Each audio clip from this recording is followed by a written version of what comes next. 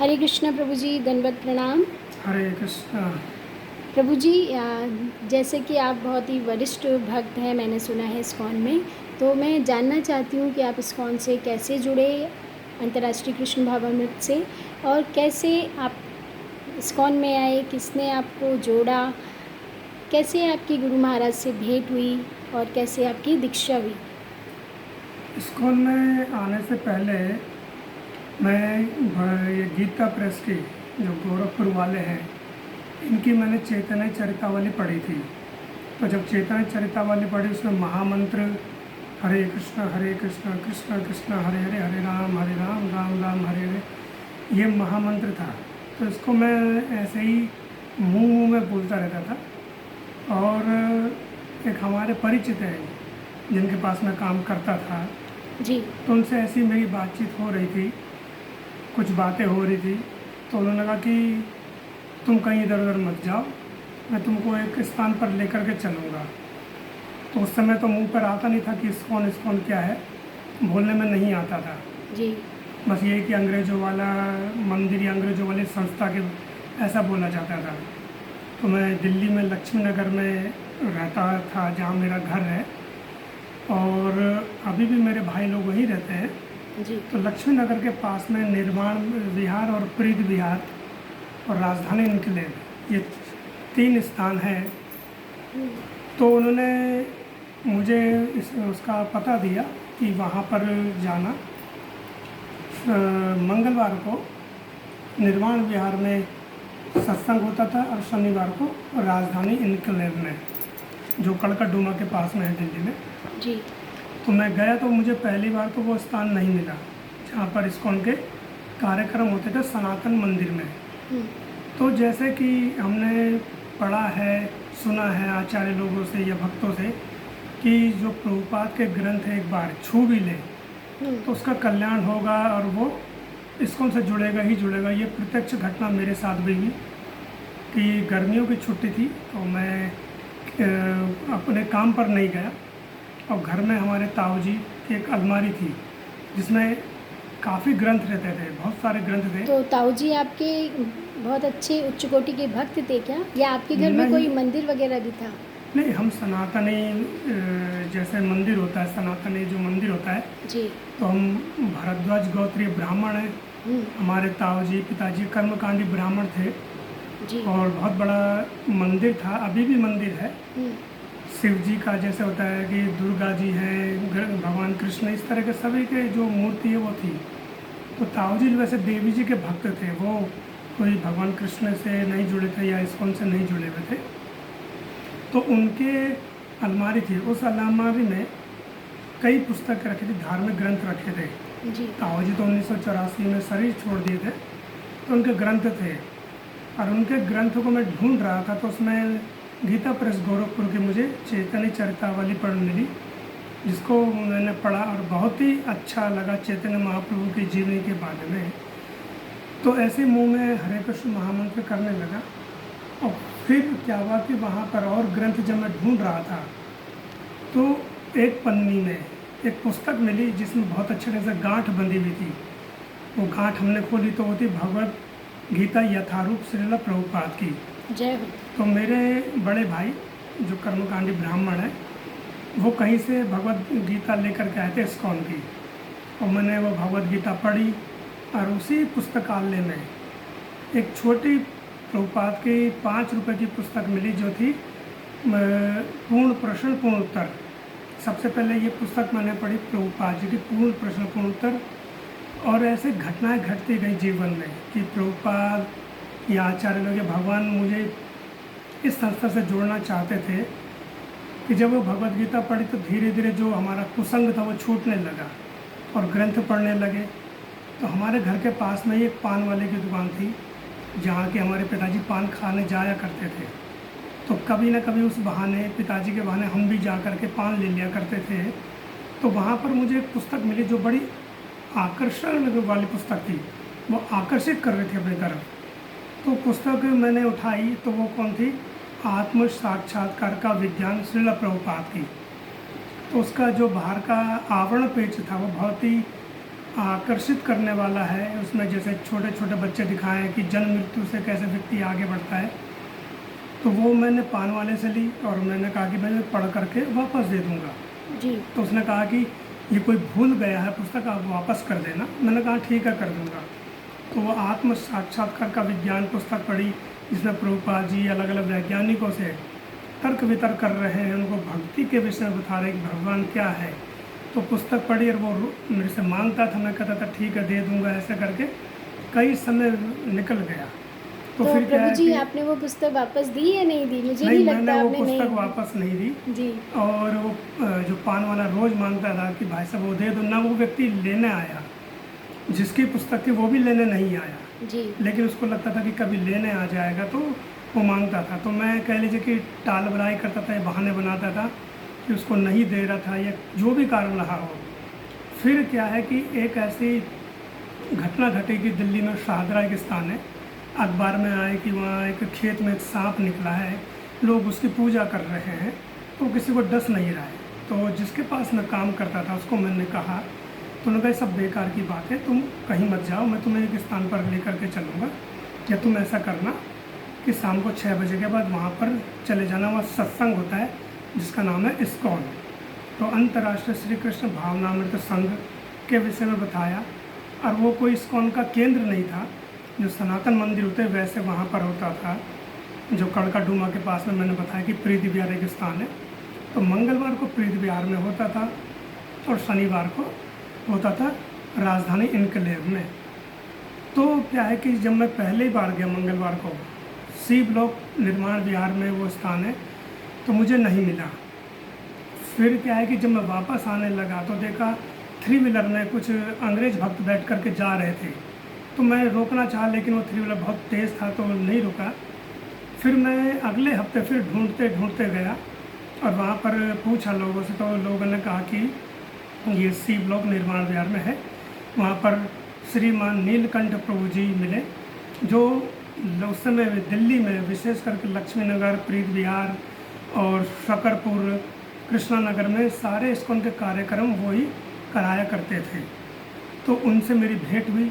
इस समय वर्तमान समय में दिल्ली छिपीवाड़ा में, जो चांदी चौक के पास है जहाँ प्रभुपाद रुके थे, उस स्थान पे जो अभी भी मंदिर वहाँ के वो अध्यक्ष हैं, तो बहुत ही नम्र भक्त हैं, बहुत ही अच्छे भक्त हैं। तो उन्होंने फिर मुझे माला के विषय में बताया कि माला करिए। तो फिर मैंने माला लेना आरंभ किया और इस तरह से मैं इस्कॉन से जुड़ता चला गया। तो जिसके पास मैं काम करता था, क्योंकि मेरी प्रकृति में था, मस्त मैं डायरी लिखा करता था, तो 1995 में मैं जुड़ा। और जिसके पास मैं काम करता था उस समय दिल्ली मंदिर बन रहा था, पूरा नहीं बना था। जहाँ पर गोविंदा रेस्टोरेंट इस समय है, वहीं पर भगवान का विग्रह रहता था, वहाँ पर भगवान की आरती हुआ करती थी छोटे से स्थान में। तो जब मंदिर बन रहा था तो एक संध्या के समय में जैसे काम से हम आए, तो जिसके पास मैं काम करता था उसने कहा कि मैं तुम्हें अपने गुरुजी से मिलाने ले चलता हूँ जी। मैंने कहा चलिए ठीक है। तो मुझे पता नहीं था कि मतलब गुरुजी तो ठीक है कि सुना है। तो जैसे कि वहाँ गए तो श्रील प्रातः स्मरणीय मेरे गुरुजी, जो वंदनीय गुरुजी श्री गोपाल कृष्ण महाराज जी, उनसे वो उस व्यक्ति ने भेंट कराई। और मैं जैसे कि प्रणाम करते हैं महाराज लोगों को दंडवत उन्होंने किया, क्योंकि मैं अपने जिस व्यक्ति के पास काम करता था उसकी देखा देखी कर रहा था कि कैसे प्रणाम करना है, क्या करना है। महाराज जी को दंडवत प्रणाम किया। तो महाराज जी के तो 4 ही शब्द होते हैं, और कैसे हो, माला करते हो, क्या करते हो, बस ये 4-5 प्रश्न होते हैं। तो जो महाराज जी की जो वाणी थी और महाराज जी के जो बोलने का ढंग था, वो इतना मुझे आकर्षित किया उसने कि 25 नवंबर 1995 को मैं महाराज जी से मिला रात्रि के समय में, और फिर हम मिल करके घर आ गए। लेकिन जब महाराज जी से बातचीत हो रही थी, जो व्यक्ति जिसने कि मुझे जोड़ा, जिसके पास मैं काम करता था, उसने कहा कि मैं तो इनसे दीक्षा लेना चाहता हूँ। तो मेरे मन में भी एक वासना जागी कि मैं भी इनको गुरु बनाऊँगा। और ये बात ना तो मैंने गुरु महाराज को बोली और ना ही उस व्यक्ति को जिसने कि मुझे जोड़ा है। तो बस मन में एक विचार आया, तो मैं घर आ गया वापस। 27 नवंबर को गुरु महाराज मेरे स्वप्न में आए और बोले कि तुम मुझसे दीक्षा लेना चाहते हो तो अच्छी बात है। तो मन बड़ा प्रसन्न हुआ कि जिनको मैंने गुरुजी के रूप में धारण करने का सोचा, उन्होंने मुझे स्वप्न में साक्षात्कार दिया और इस तरह से मैं फिर महाराज जी से जुड़ा और उसके बाद मैं दिल्ली मंदिर भी जाने लगा। तो कृष्णा नगर में प्रणव दास जी थे जो गाजियाबाद मंदिर के भी अध्यक्ष रहे, और उनके घर जाते थे तो वहाँ पर कार्यक्रम होते थे। वहीं से हमने मंगल आरती सीखा। हम प्रातः उठ करके 3:30 बजे नहा करके पैदल जाया करते थे। इतना एक उस समय लग्न थी और पैदल जाते थे, सर्दी हो गर्मी हो बरसात कुछ भी जाना है तो वहाँ पर पूरी आरती जिस ढंग से करते हैं वो सब उन्होंने सिखाई। वो भी एक शिक्षक हमारे सलाहकार रहे। फिर ऐसे करके जुड़े। फिर उनके माध्यम से हमें गुरु महाराज जी से हरिनाम दीक्षा मिली 4 अप्रैल 1997 को। जय हो, जय हो।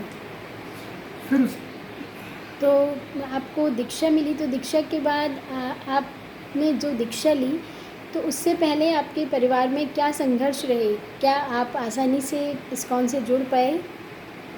संघर्ष तो रहा और मेरा मानना ये है उस समय से भी और अभी तक कि जी। जीवन में कठिनाइयाँ आनी चाहिए।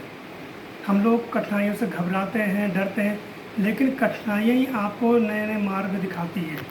और जो मेरा एक सिद्धांत रहा है, मेरा सिद्धांत ये है कि अगर कोई समस्या आई है तो हम चिंता में न पड़े, चिंतन करें। तो चिंता में पड़ करके और समस्या को हम बढ़ा देते हैं। लेकिन क्या है कि जब चिंतन करते हैं कि इस समस्या से हमें कैसे निकलना है तो वो हमें क्या है कि मार्ग दिखाती है। तो इसमें क्या है कि जब जुड़े, अब जो हमारे संस्था के नियम है कि 4 नियम करने, मांसाहार नहीं करना, अवैध संग नहीं, किसी तरह का नशा नहीं करना और तामसिक वस्तुओं का सेवन नहीं करना। तो हमारे जो पूरे बहुत बड़ा परिवार है, इसमें चाचा ताऊ जी लोग, हम 20-25 जनों का एक परिवार था हमारा, साथ में रहते थे सब कुछ। तो एक व्यक्ति के लिए लहसुन प्याज छोड़ना बहुत मुश्किल था। तो उसमें क्या हुआ कि कई बार घर वाले बिना लहसुन प्याज के जो दाल या सब्जी निकाल दिया करते थे, लेकिन नहीं निकालते तो फिर हम दही से खा लिया करते थे, या कई बार ऐसा हुआ कि हमने रोटी को चीनी से खा लिया। लेकिन उसमें घबराए नहीं और ये सोच ले कि अब भक्ति करनी है। जैसे भी अभी तो कोई भक्ति नहीं कर रहे, लेकिन इस मार्ग में चलना, चाहे समस्या जो भी हो। जी। तो प्रभु जी, आप इस्कॉन में कभी फुल टाइम डिवोटी भी रहे, और जैसे कि मुझे पता है कि आपका नाम बचपन से प्रभु जी ही है, तो आपका दीक्षा के बाद क्या नाम पड़ा, मैं जानना चाहूँगी। तो मेरा दीक्षा का नाम तो क्या कहते हैं, वैसे घर का नाम मेरा प्रभु दयाल है जी। ये हमारे जो माता पिताजी इन्होंने रखा। और बाद में मेरा दीक्षा का नाम पंकज नेत्र दास हो गया।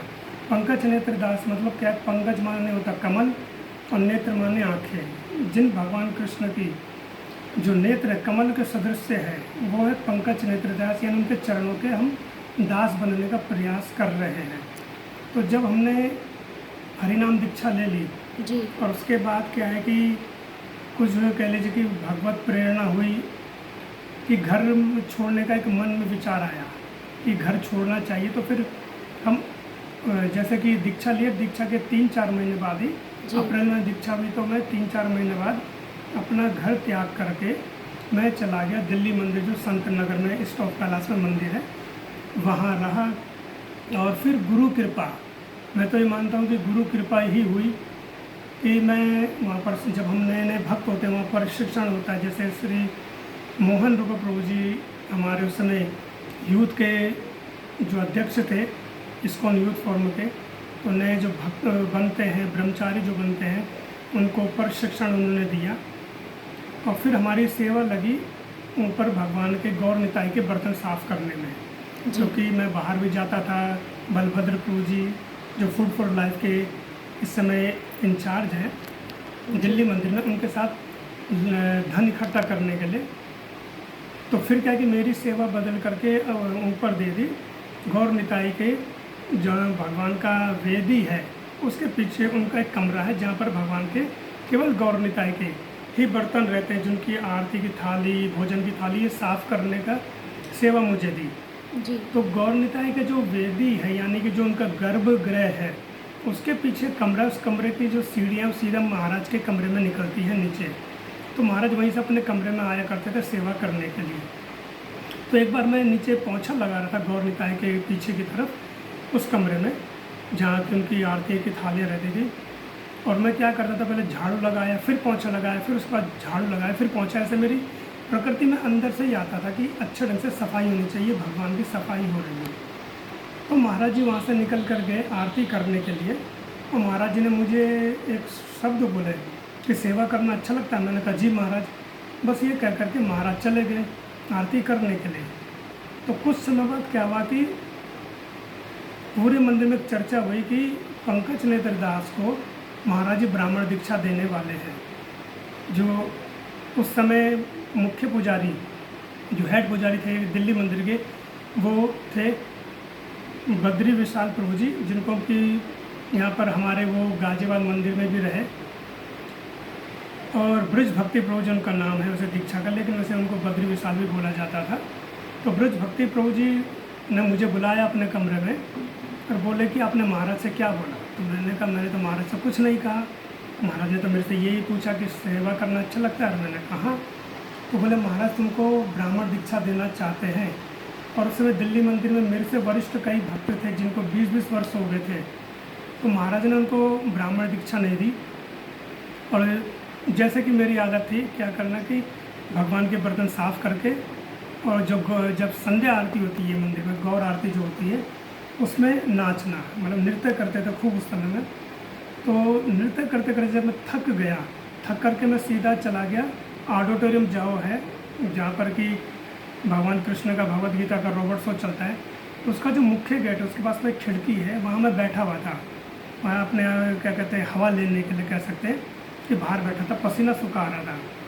और मंदिर में ये कहते हैं बातें गूंजने लगी कि पंकज नेत्र कहाँ है, पंकज नेत्र कहाँ है। तो उस समय महाराज जी का एक सेवक थे लक्ष्मण प्रियदास, तो ढूंढते ढूंढते मेरे पास आए, बोले कि पंकज तुझे ढूंढ रहा हूँ, महाराज तुझे क्यों बुला रहे हैं। अब मन में विचार है कि महाराज क्यों बुला रहे हैं। बोले कमरे में बुला रहे हैं। मैं महाराज के कमरे में गया, महाराज को दंडवत प्रणाम किया।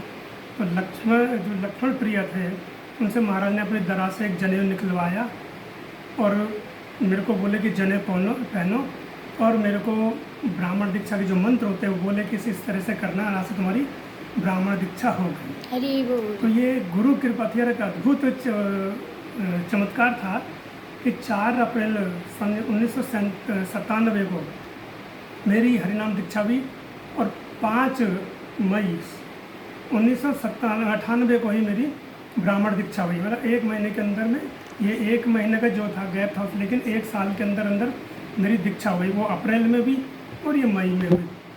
तो तारीख भी आगे पीछे, 4 अप्रैल को मेरी हरिनाम दीक्षा हुई, 5 मई को मेरी हुई ब्राह्मण दीक्षा। तो उसमें क्या है कि इतना कह लीजिए प्रसन्नता हुई, महाराज का चरण स्पर्श किया, महाराज को दंडवत प्रणाम किया। महाराज ने कहा कि ठीक है अब तुम सेवा करा करो ऊपर भगवान की। तो गौर निताई हो गए, राधा वहाँ पर पार्सार्थी, श्री राम दरबार जो है सबके वहाँ मैंने सेवा करी, पुजारी की भी सेवा करी। और फिर क्या है कि कई समय तक वहाँ रहे, और महाराज जी से खूब हमारा उसमें हास प्रयास भी होता था। महाराज जी के कमरे में जाना, महाराज जी के लिए पुष्पहार लेकर के जाना, महाराज जी को भेंट करना। संध्या से जब हम रात्रि में भगवान को सुला करके जाते थे, और फिर थोड़ी बहुत गुरु महाराज के चरणों की सेवा भी करना। महाराज पता नहीं किस कारण से, हो सकता है इसे योग्य नहीं हो, लेकिन पता नहीं क्यों महाराज चरण सेवा ज़्यादा नहीं कराते थे। मेरे से कई बार कहते थे तो हमारे हाथ बहुत कमज़ोर से, कोमल से, मुझे चाहिए जो शक्ति से सेवा करे। क्योंकि गुरु महाराज इतनी भागा दौड़ी करते तो महाराज को बहुत थकावट हो जाती है। कई बार महाराज जैसे अपने सिर की भी सेवा कराते थे, सिर दबाते थे तो कहते थे मेरे सिर में नाखून गाड़ो, इतना सिर दर्द होता था महाराज को। तो मेरे से बोलते थे कि ठीक तुम हट जाओ और किसी और को बुलाओ। तो इस तरह से गुरु महाराज की सेवा करते थे। महाराज से कई बातें ऐसी होती थी कि महाराज से हास प्रयास भी होता था। गुरु महाराज से कई शिक्षाएँ मतलब हमें मिलती थी, क्योंकि छोटी छोटी जो बातें होती है लेकिन बहुत महत्वपूर्ण होती है। तो जो संत नगर का मंदिर है स्टॉप कैलाश का, उसके पास में ही एक आर्य मंदिर करके एक स्थान जहाँ महाराज घूमा करते थे, और वो स्कूल भी है वहाँ पर। तो महाराज कई बार मुझे अपने साथ लेकर के जाते थे, वहाँ पर कहते तुम एक स्थान पर खड़े हो जाओ, मैं घूम रहा हूँ। महाराज खूब घूमते हैं। और जब मैं जा रहा था महाराज के साथ, तो एक वैष्णव के जो परम कृपालु होता है, वो कैसे हमें पता चलेगा। तो मैं महाराज के साथ जा रहा था। महाराज के मैंने उतराई ली हुई थी, जैसे महाराज लोग जो अपना पहनते हैं, तो मैंने हाथ में लिया हुआ था। और महाराज आगे आगे जा रहे थे, कुत्ता सोया हुआ था। तो महाराज गए उसके पास में, बिल्कुल पास में, उसके कान में जोर से हरे कृष्ण बोले, और एकदम से कुत्ता बैठ गया।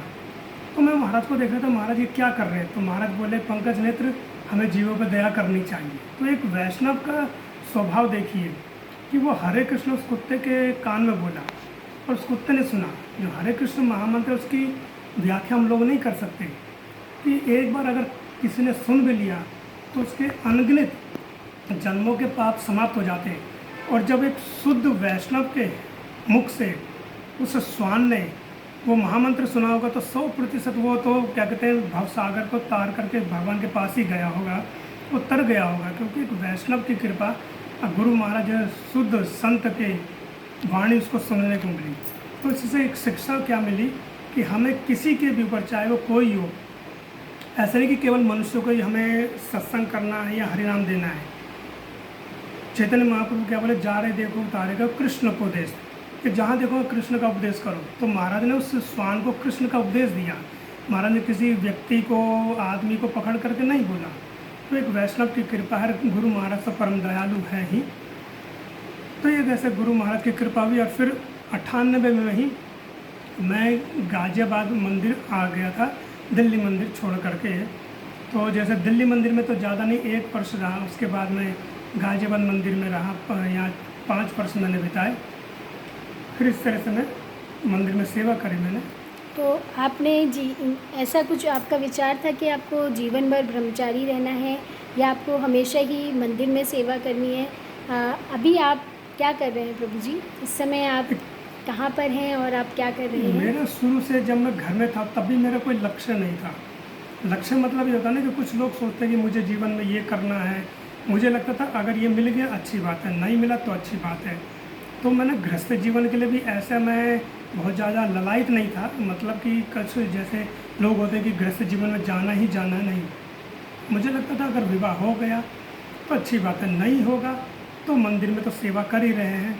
तो एक लक्ष्य लेकर के नहीं चला कि मुझे गृहस्थ जीवन में जाना है। और जैसे कि नियम है कि जब गृहस्थ जीवन में जाते हैं, तो महाराज ने भी यही कहा कि आप गृहस्थ जीवन में जा रहे हो। मैंने महाराज से आज्ञा ली कि महाराज मैं गृहस्थ जीवन में जाना चाहता हूँ। तो मैं गुरु महाराज के पास मेरा जाना बहुत होता था उस समय में। ये सन 97 से लेकर के कह लीजिए कि सन 2003 के बीच में खूब जाता था मैं। मैंने महाराज को जा कर के आज्ञा ली कि मैं गृहस्थ जीवन में जाना चाहता हूँ। तो महाराज ने कहा कि मुझे कोई आपत्ति नहीं है, क्योंकि सन 2003 में मेरा विवाह हुआ तो उसमें 10,000 भी बहुत माने जाते थे। तो महाराज ने कहा कम से कम इतना तो तुम्हारी आय होनी चाहिए गृहस्थ जीवन में जाने के लिए। तो मैंने कहा ठीक है। तो गृहस्थ जीवन में गए। और फिर वर्तमान समय में मैं ज्योतिष आचार्य हूँ, ज्योतिष का काम करता हूँ। जैसे कि जन्मपत्र या ज्योतिष के क्षेत्र में मैं कह सकते हैं कि जो एक हमारे पास उपाधि है वो क्या है कि MA की है, मास्टर ऑफ आर्ट्स जिसे कहते हैं, कि स्नातक उपाधि है ज्योतिष के क्षेत्र में हमारे पास। और ज्योतिष का मैं काम करता हूँ, साथ में लोगों को ज्योतिष के साथ साथ भक्ति का भी ज्ञान देता हूँ। कि जैसे ज्योतिष में उपाय होते हैं वो बताने के साथ साथ उनको हरिनाम करवाना या भगवान का नाम के विषय में बताना कि आप ये हरिनाम भी करिए। केवल ऐसा नहीं कि आप ज्योतिष से संबंधित उपाय करते रहेंगे, वो अच्छी बात है कि करना चाहिए, लेकिन सबसे अच्छा है कि हम हरिनाम भी कर रहे हैं। तो आपकी जो धर्मपत्नी है, क्या वो भी इस्कॉन से हैं? हाँ, उन्होंने भी इस्कॉन से ही दीक्षा ली है और गुरु महाराज से दीक्षित है। जी। तो अभी आप हम सबको क्या शिक्षा देना चाहेंगे कि हम लोग कैसे भक्ति से जुड़े रहें, कैसे हम गुरु महाराज के चरणों में अपना मन लगाएं, भगवान के चरणों में अपना मन लगाएं? ये भक्ति से तो हर जीवात्मा को जुड़ना चाहिए। और जीवन में जैसे मैंने कहा कि संघर्ष होना चाहिए। जीवन में समस्याएं बहुत आई हैं, बहुत आती हैं और आते रहेंगी, लेकिन उससे भयभीत होकर के हम भक्ति ना छोड़ें। विचारों का मतभेद हो सकता है एक दूसरे के प्रति, लेकिन कभी भी किसी से कोई ईर्ष्या या द्वेष नहीं होना चाहिए, और ना ही मेरे मन में इस तरह का कोई विचार रहा। यानी कि कहने का मतलब ये है कि मैं कह रहा हूँ कि चाहे घर वाले हों हमारे, या हमारे कोई स्वजन हो, या परिजन, या मित्र हो, या कोई भी हो, अगर विचारों को मतभेद है तो उस व्यक्ति के कारण या उस समस्या के कारण भगवान को कभी नहीं छोड़ सकते। ये मेरा अपना एक सिद्धांत है कि मैं मानता हूँ कि हमें किसी व्यक्ति के कारण, मतलब हम इतने प्रभावित हो जाए क्या उस व्यक्ति से कि हम अपनी भक्ति छोड़ दें, तो ऐसा नहीं होना चाहिए। तो संदेश मेरा या मेरा विचार यही है कि भक्ति में लग रहे हैं। भक्ति में कि जब भगवान ने कहा है कि दुख आलम आश्वासत में, तो इस भौतिक संसार में तो दुख आएंगे ही और संघर्ष तो रहेगा ही। हम देखें हमारे जीवन में तो कुछ संघर्ष नहीं है। हमारे गुरु महाराज के जीवन में कितना संघर्ष है, कितने महाराज को हृदय आघात हुए, कितने महाराज के शल्य क्रियाएँ हुई हैं, लेकिन फिर भी महाराज निरंतर भगवान की सेवा करते रहते हैं। प्रभुपाद का कितने जीवन में संघर्ष रहा, तो क्या उन्होंने भक्ति छोड़ दी? नहीं, उनके आगे तो हम लोग कुछ भी नहीं है। तो ये जो इन आचार्य पे लोग में जो ये आचार्य है, इनके जीवन में जो समस्याएं आती हैं, ये संघर्ष आता है, तो इस कारण से नहीं आता कि वो कुछ उनके कोई कर्म है, नहीं। ऐसे शुद्ध वैष्णव के कोई कर्म बुरे नहीं होते।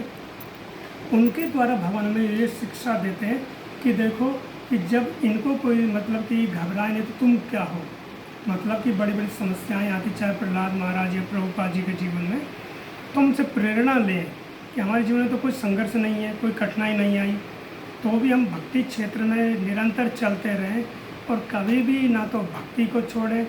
और जो इस्कॉन संस्था है, मेरा विचार है कि उसे कभी नहीं त्यागना चाहिए। हमारे विचार